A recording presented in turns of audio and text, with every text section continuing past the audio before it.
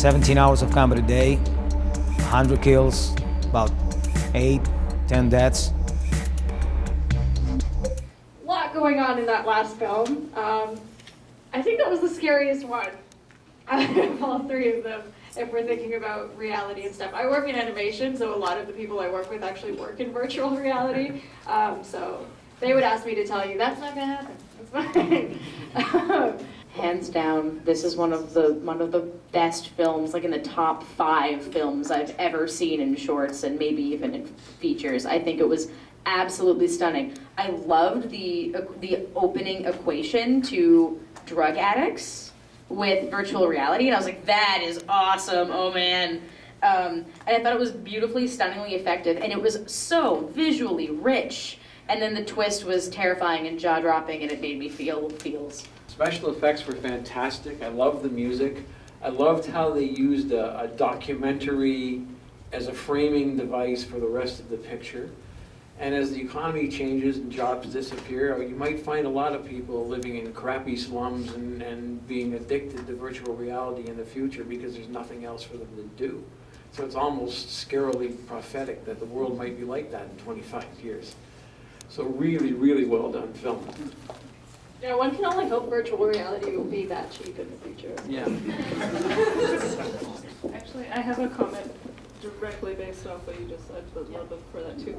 The part I noticed when they had, what was it? It was like the social worker that went in to treat them for mental illness. Clearly, this is it's government or whatever, but clearly they want these people on virtual reality to control these robots to do their job for them. So I wonder if the social worker is kind of a friend, and maybe they are helping them get these virtual reality chips if these are like really good gamers, and they're like, here, try this out, kind of thing. Oh, you got addicted? I'm sorry, here's a social worker that'll kind of help you.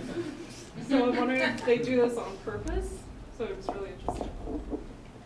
Even your question's really interesting because it kind of opens up this whole like, this is how society works. There's like these underlying things to all this stuff that we're addicted to in social work. Yeah, Actually, I'm not really sure. I should probably ask the director, but I think that I saw kind of a parallel in this film mentioned where we kind of compare this virtual reality addiction to the life of soldiers who are maybe, I don't know, maybe going and fighting in Middle East or somewhere like that. It's like, once you're just shooting the targets and, doing stuff like that, it's almost like playing games, but what kind of impact does it play to your psyche, right? In the long term, it's something, it's like some thought that came to my head, yeah. It kind of also works for like the stuff that's happening now with drones and how wars are all fought virtually, really. Go ahead. I was just going to say also, very quietly, the guy was getting his coffee and his sandwiches from some kind of wall unit, so the government was feeding them as well, which sort of subliminally, but not giving them a good life. You don't want to actually give them a nice home where they might not want to go into VR, but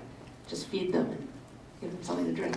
Out of the 3 films we saw so far, it's probably the densest, and there's really is a ton going on in there, and I just really think it's wonderful the way they managed to organize so much material into such a compact story and still keep it very clear, very effective. None of it felt rushed. It really felt like it had a wonderful pace, and it still managed to cram so much into just 9 minutes. Yeah, that's true. It's like almost like 3 films in one. I kind of felt at one point that I was watching a different movie, but that was really good. That was a good part of it. Fun fact, I have heard that the control consoles used by the drones for US soldiers is mounted directly on video game consoles. So how far are we from reality in this film? She's out to scare us today.